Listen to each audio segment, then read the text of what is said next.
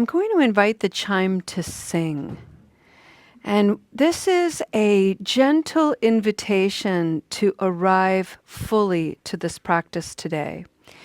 And as you prepare, I'd like you to think about how your body wants to be. And if you're comfortable sitting, that's great, but please know that you can lie down. You can also get up and move. If you're online and you're moving, turn your camera off and go for a walk. Honor the body and what it needs to do. Please know that if you are someone who has been struggling with using substances and so forth, the body needs a lot more time to rest. If you're here today in a more supportive role, you may have been experiencing periods of distress and empathetic distress, and the nervous system is chronically overloaded. The body needs to rest. So hear the chime and hear it as an invitation to rest.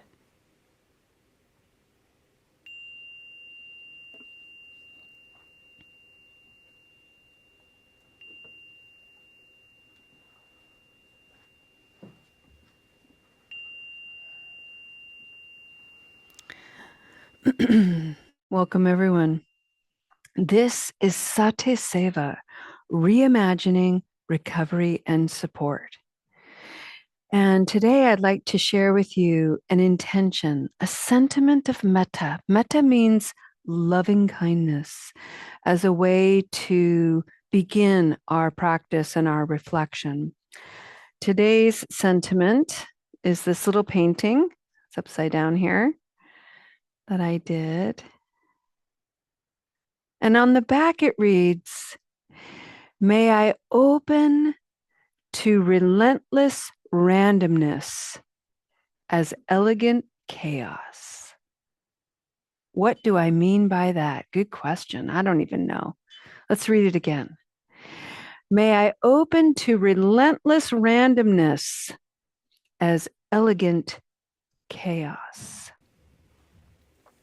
The key word today, friends, is openness. And that is chapter 2, which we are exploring in our SatiSeva practice. For those of you who aren't familiar, SatiSeva is an affinity group associated with Recovery Dharma. It is 16 mindfulness practices, and it is an approach to understanding negative habit energy by including our friends, our family members, our loved ones, professionals, everyone practicing mindfulness together, because everybody has some kind of habit energy. For some people, it manifests in the form of the misuse of drugs or alcohol.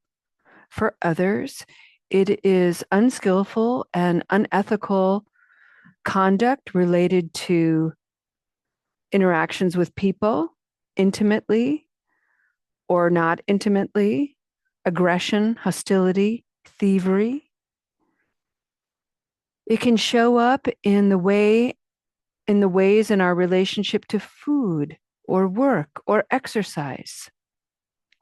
But today, we're going to focus on one of the most pernicious habit energies, and that is the mind. The way we storytell, the judgments we harbor, the things we say over and over and over again as patterns of thought to the point that they become fact.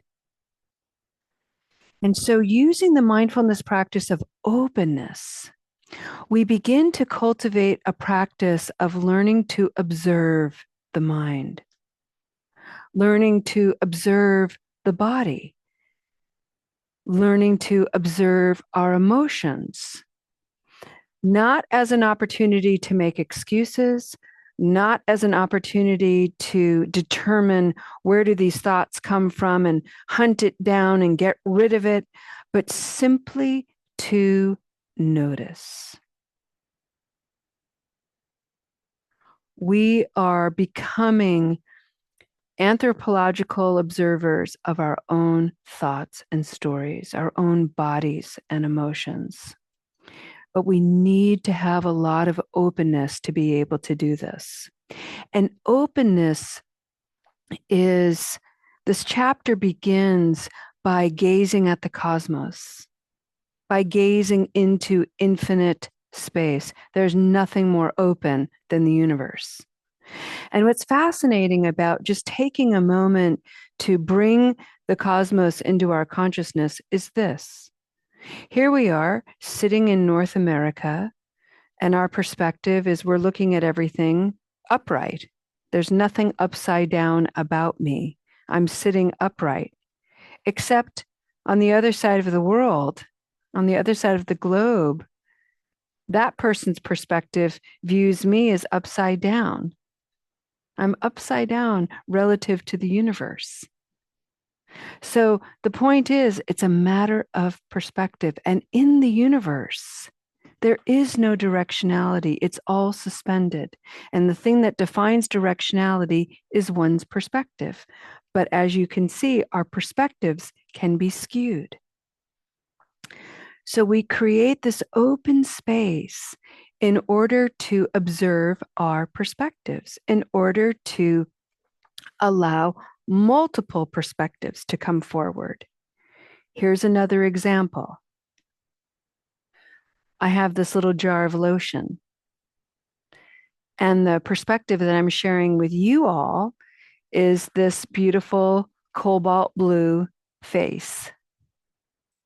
But all I need to do is turn this jar ever so slightly, and you begin to see another perspective, the perspective that I held a few moments ago, which from my perspective, there was this label,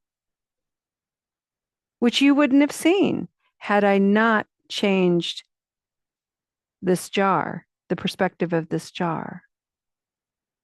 So your perspective now is that this jar has a label. True. My perspective of this jar in this vantage point is that there is no label. True. The whole truth is both. And that's what we're getting at. Trying to open up to the fact that we can look at one thing and have multiple perspectives on that one thing all be true, all at the same time. So, how do we cultivate this observer? How do we get to that? The first thing is to admit that we are often governed by the mind. Let me put it into first person. The first thing for me to cultivate my observer is to admit that I am often controlled by my mind. My mind thinks something, and all of a sudden I'm reacting to it. My actions are based on that thought. And here's the thing, the thought might actually be true, and the thought might actually be helpful. So again, we're not trying to make an enemy of the mind. When I look outside and I see snow, my first thought is, it's cold. And I'm correct. And thank goodness I have that thought, because now I'll know how to dress for the weather. It dictates my actions. But let's say I have a thought that goes something like this. Okay, it's snow outside, but I really don't want there to be snow outside. I hate the snow. The snow makes me miserable. I can't believe it. It's spring. There were things popping up. I don't want it to be snowy. I don't want it to be cold. So I'm just going to wear flip-flops today as I wander around. Okay, look at that. My feet are going to be cold, people. What if I don't want to go out for a jacket? I might get sick. So the mind can control me, can make my actions be something counterintuitive to reality. And all we're doing is observing. All we're doing is practicing that instrument of peace. Huh. Would you look at that? Look at my mind. Look at my thoughts.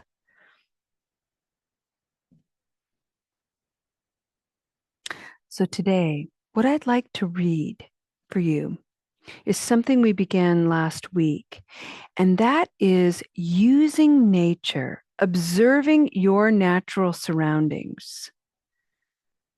It's readily available. It's right outside your front door as a metaphor for what could be happening in your own mind and heart. This is a practice that really helped me when I was working with some very difficult emotions. So, for example, I would feel anxious. And in that feeling of anxiety, I'd have all these thoughts. Well, what if this happens? Well, what if that happens? And in that thinking, I would start to make preparations in anticipation. Well, what if this happens? The big one that I work with right now is due to climate change on my farm, we have a season of fire now. And fire makes me very, very anxious, rightly so, right? And so when we have really hot days in the summertime and I get really anxious about it, I start thinking, oh no, what if there's a fire? What are we going to do? And then I start preparing. So we have emergency kits and blah, blah, blah. All of that is really healthy and enacted by anxiety. But what if my actions started to take on a little bit more exaggeration, a little bit more obsessiveness, a little bit more paranoia to the point that I stop enjoying my life? Don't want to do that. Don't want to do this because it could be a fire. Oh no. What if? What if? What if? What if? So that's the point that I go, would you look at that? Let me look at that for a minute. How does this feel in my body? Let me look at this anxiety as a landscape. If this anxiety that I'm experiencing in my mind and body were a natural scene, what would it be? Would it be a rainforest? Would it be an area of prickly cactus? Would it be a stormy sea? You get to determine what your anxiety looks like and feels like based on your own experience. And it helps to put feelings like that, thoughts like that into a landscape. So let me read for you a little bit from the SatiSeva book, explaining this a little bit more. And for those of you reading along, I'm on page 50.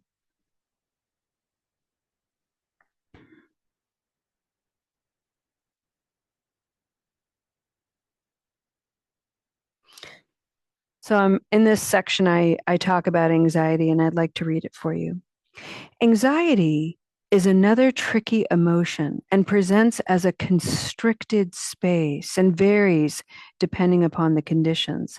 Sometimes my anxiety feels like wearing clothes that are too tight or being in a small room crowded with too many people or too much furniture.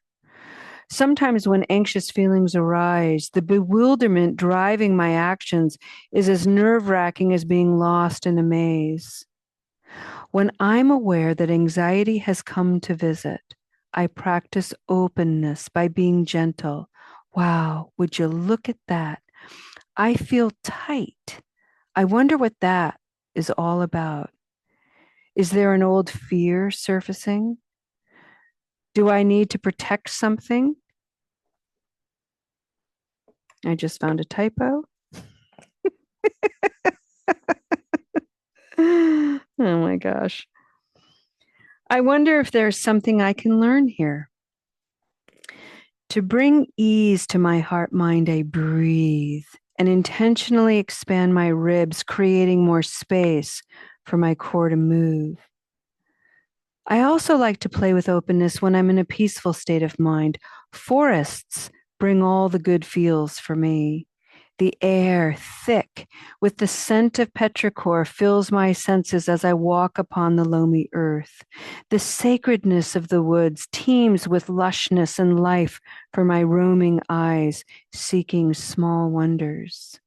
The small flowering plants at ground level, the fungi growing on tree bark, the way fallen stumps become nursing mothers for ferns and mosses, creating magical realms where fairies must dwell. Openness gives us access to become curious and see ourselves anew. With practice, we not only recognize ourselves in all of nature, but we begin to see ourselves from varying perspectives in one another. This shift allows curiosity to permeate the ability to be present, which brings more ease.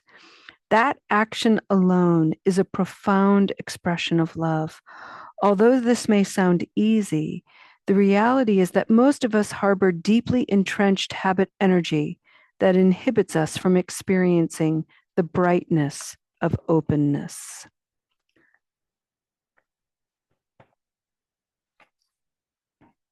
So let me take you a little bit further into that particular idea, the habit energy that inhibits us from the brightness of openness. Let's just take the word anxiety.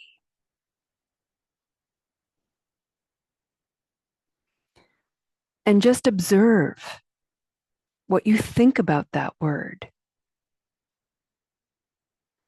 And can you become a little curious about, why do I think that? So, for instance, for me, an almost impulsive reaction to the word anxiety is, that's bad. I don't want to feel that way. I shouldn't feel that way. I have a habit energy that tends to lean toward the negative when I encounter tricky, challenging emotions. Anxiety is one of them. Resentment is another. Envy, oh my God. Such a negative attitude toward myself when I experience envy. So simply being able to observe and admit to myself, wow, I have been harboring a negative story regarding anxiety. Now, again, I have harbored that story not because of some falsehood, but because it's true. Anxiety doesn't feel good. My thoughts when I'm anxious aren't pleasant. True. And not the whole truth. That is the instrument of peace associated with this chapter. That's true and not the whole truth. What else is true? And the reason why this is so important is because, for me, because I have harbored this negative attitude toward anxiety, it is not something I am able to readily admit. I feel vulnerable. I scold myself. I don't want to admit it when I have this voice in my head telling me, yeah, you shouldn't feel this way. Feeling this way is bad. If you're anxious, Julia, you're not very spiritual. That's a really fun one. Julia, I thought you were a spiritual practitioner. Spiritual practitioners never get anxious. Wow, would you look at that? And that actually might be true. There may be some spiritual masters who are so mastered and who have curated a life such that the conditions of anxiety never come forward. They're so elevated and beyond the human experience. Bravo, good for them. That isn't me. I am boots on the ground in the trenches of this human life, and I'm going to get anxious. And I'm going to use my anxiety as the raw material to awaken my wisdom, to understand how it appears in my life, the conditions that stir it forward. And I'm going to use it to become a better observer and open up my life. That's the invitation today. And this is just one emotion. There are others. What about disappointment, confusion, conflict? What about observing joy?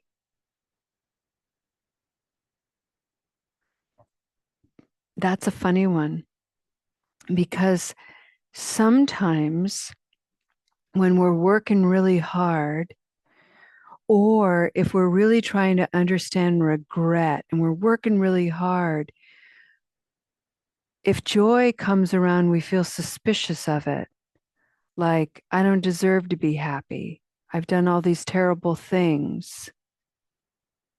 And so I deserve to be miserable about it for a little while longer. So joy is treated suspiciously.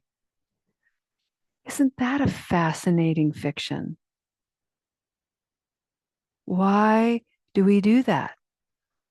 Why do we give the mind that much power when joy is simply here to be joyful? Disappointment is here to simply teach us about disappointment. Anger, anxiety, bliss, success, error, and so on.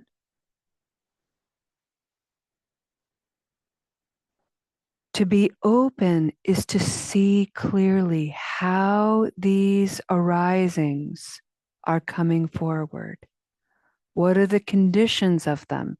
And how do they dictate our actions and our reactions?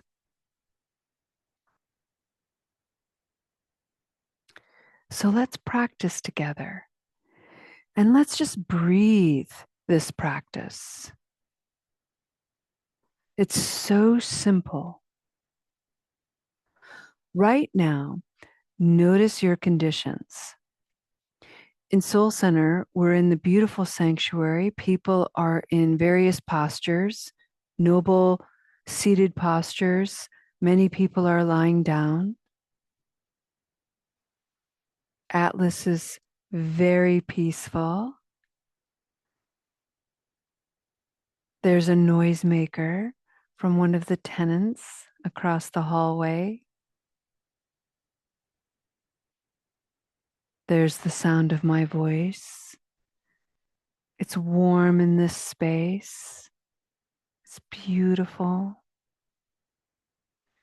If you're at home, I'm sure there are lovely comforts there, safety, hopefully. Just notice the conditions of your body right now, supported, comforted, and just breathe that in.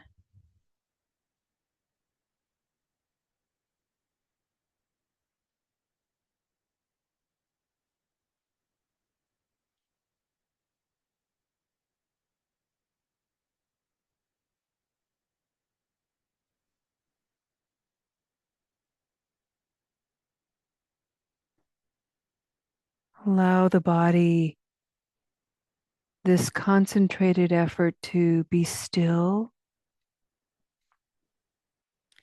And if you're online today and you're moving, enjoy your movement.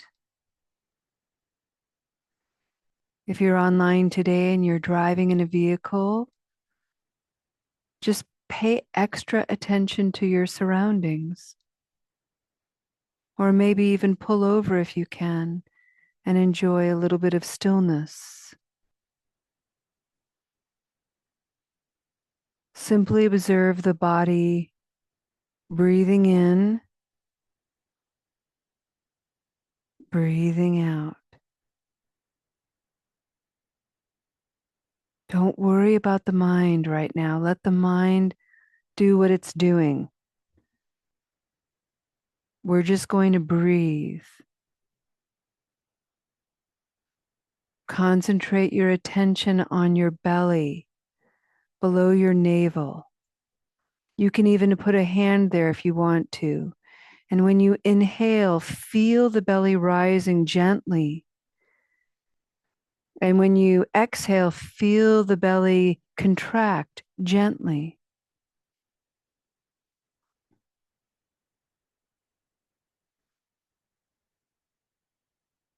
Don't worry if the mind is thinking. That's what the mind does. And if you notice your mind thinking, if you notice you're back into a story, you're back into a memory, you're back into some thought related to the future, just smile that you notice. That's it. You've observed it. Hip, hip, hooray, and breathe.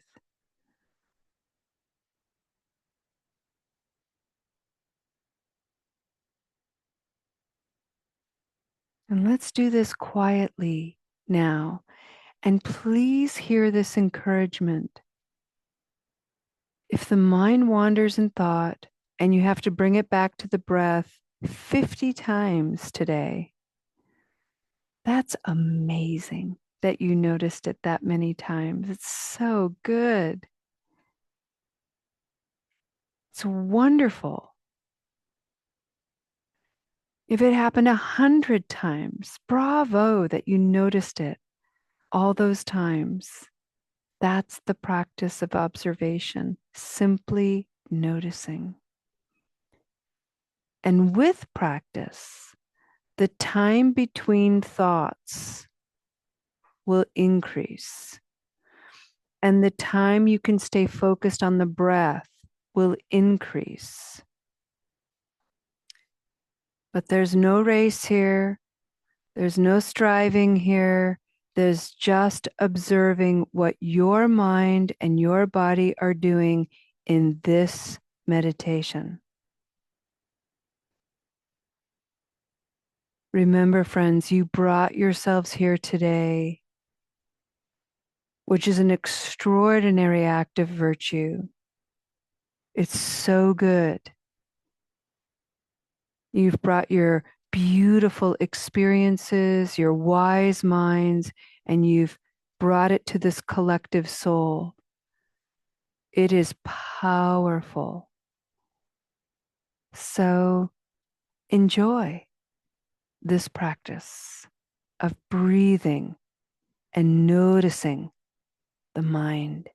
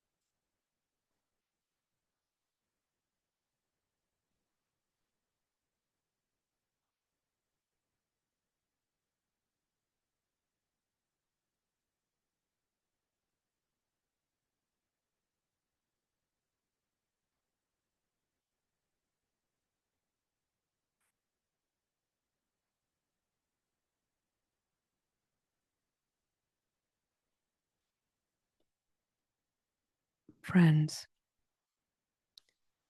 I'd like to bring us a step toward the conclusion of this meditation today by bringing us back to the sentiment of loving kindness that initiated this practice, initiated our intention for this practice. And the sentiment of metta was, may I open to the relentless randomness as elegant chaos. May I open to relentless randomness as elegant chaos.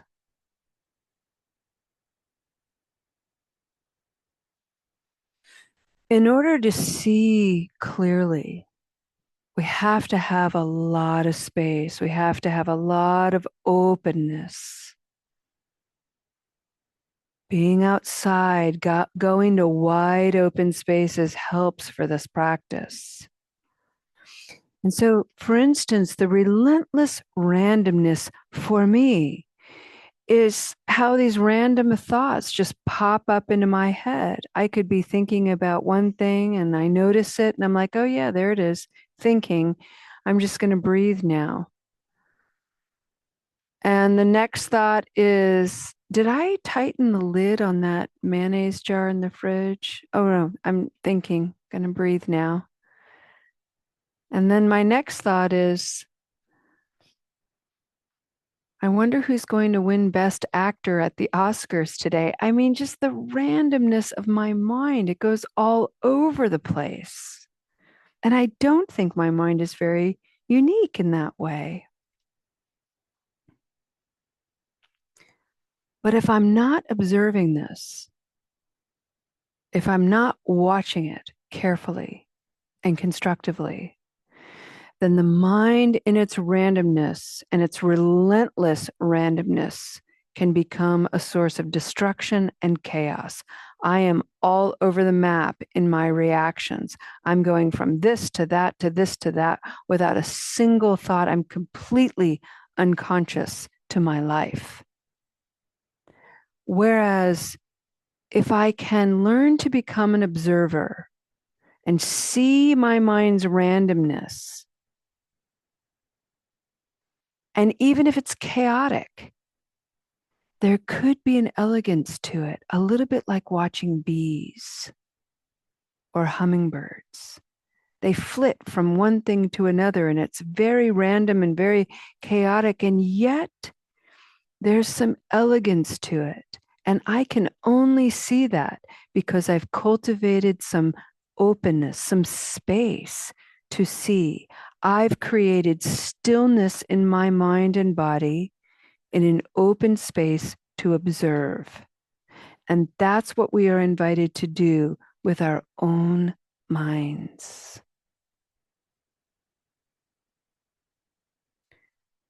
Remember, friends, this is a practice, and we're not here to perfect it. That idea, practice makes perfect, is not a goal worth pursuing. Instead, practice makes practice. And that is what we are here to do.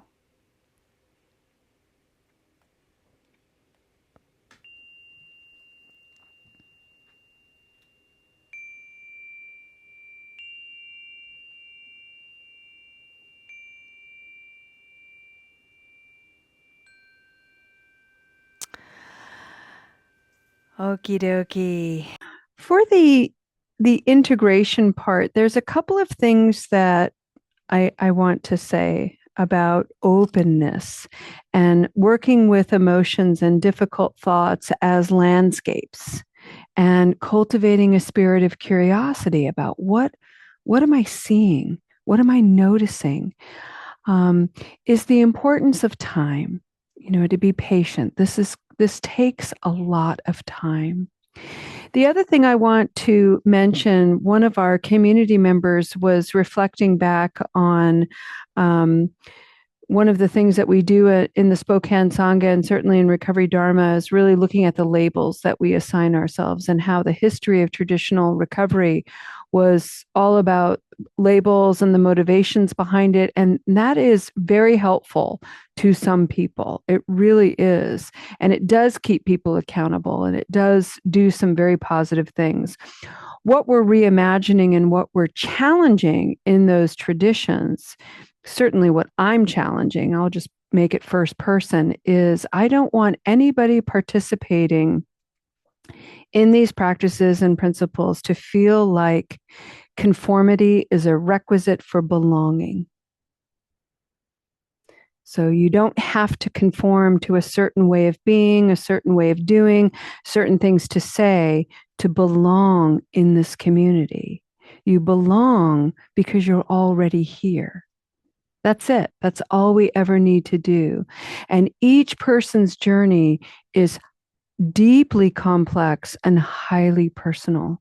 And we are here to honor and respect every single step, whether it's a solid one or a wobbly one. And that is what we're practicing. It takes a lot of practice to be able to do that. So I just want to welcome that idea. And I want to thank you all for being here in such an impeccable way. Okay. Let's have a couple of announcements. We meet tomorrow for Recovery Dharma at 6 p.m. Pacific Standard Time.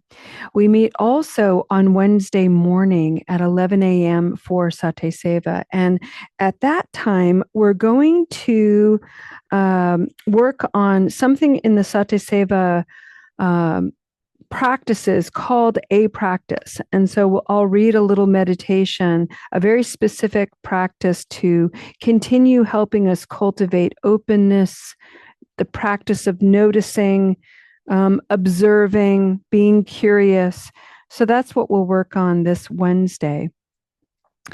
Lo has posted in the chat the link to Soul Center. Soul Center is our website, and you can see when we meet for Recovery Dharma, Monday through Friday. You can see the 4 times that we meet for SatiSeva. Also on our website are all the other activities that we have here. So we do a Monday morning meditation from 8:30 to 9:30. You can register for that. You can also register to receive the recordings of that if you can't make that practice. This is a year-long Monday morning meditation, focusing all on cultivating spiritual, physical, mental well-being. So the topic for the month of March that we've been exploring is looking at the stories we tell ourselves and just noticing, just reminding ourselves, wow, that's a story I am telling myself. That is a story I believe. Is it even true? And just being able to wonder about it. In April, on Saturday, April 4th, I believe, I do want to encourage you to think about this. We have a nutritionist as part of our community who is going to be teaching a workshop on sugar, our relationship to sugar, and the body's physical relationship to sugar. And the reason why I bring this forward is many people who are abstaining from alcohol suddenly can't get enough ice cream or candy or whatever it is. And so it's just another way to notice what the body's doing. And that brings me to the final thing that I want to say, and we'll leave with a dedication of merit. You'll notice particularly in the Spokane Sangha and certainly in the SatiSeva program, there is a slight de-emphasis on focusing on the specific negative habit energy. So you don't hear a whole lot of retelling stories of their worst alcohol experiences or the worst drug experiences. It's not that those testimonies aren't welcome here. This is simply a practice to remind everybody that while I may have a negative relationship to alcohol, I'm also all of these other things. And even in all these other things, I've got some struggles. What are they? And so this is a way of opening up our focus on ourselves, because where we heal one area of our lives, we heal all areas of our lives. And sometimes taking a real direct look at the worst thing that we're doing can actually inhibit our momentum. And so if we can take a little bit of an indirect approach and say, okay, yeah, I don't have my relationship to alcohol quite yet figured out, but I'm going to work on my self-talk. I'm going to start talking more gently toward myself. That practice can positively affect and encourage and strengthen a person's ability to look at their negative habit energy related to alcohol or drugs or whatever it is. So we have to be willing to look at the whole of our lives. And that's certainly what a Buddhist practice does. So, friends, let's end. And we will end with a dedication of merit. And I invite you to come back to the body, this beautiful ancient temple that carries you from this to that breathes for you 24/7, whether you're aware of it or not. This amazing body that is so solid and such a faithful companion for the mind and spirit. Sit in a way, friends, that feels noble and empowered. Just think about the word noble. What does that do for you? Does the word noble make you feel kind of hoity-toity? Or does the word noble just return some empowerment, some agency to the body? Sit nice and tall, roll the shoulders back, and close your eyes. Take a deep breath in. Let it all out.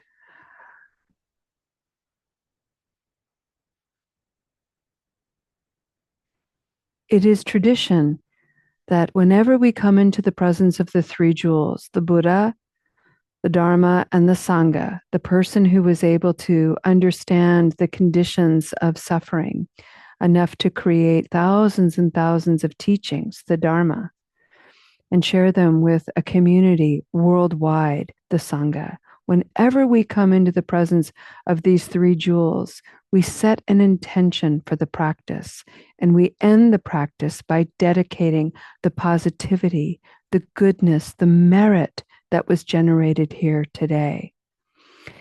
And we don't do it just for ourselves. We don't take in this goodness for ourselves alone. We're not doing this to become so spiritual that we're better than anyone else. We do this so that we can produce less misery in the world, in our own lives, and by extension, in the lives of others. So anytime, in fact, every time we do something good, it's important to take stock, to notice. That way, we can take this goodness in and allow it to radiate out into the world. It radiates, friends, through your body.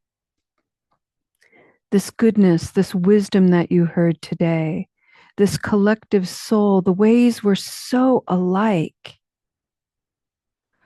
All of that now lives in each of us, and it will radiate through the way your eyes sparkle and the way you smile with warmth and softness, in the way you touch someone physically or energetically, in the way you have a little bit more patience, in the way you have a little more curiosity and less judgment, in the way you can say with conviction, I'm going to heal and understand myself.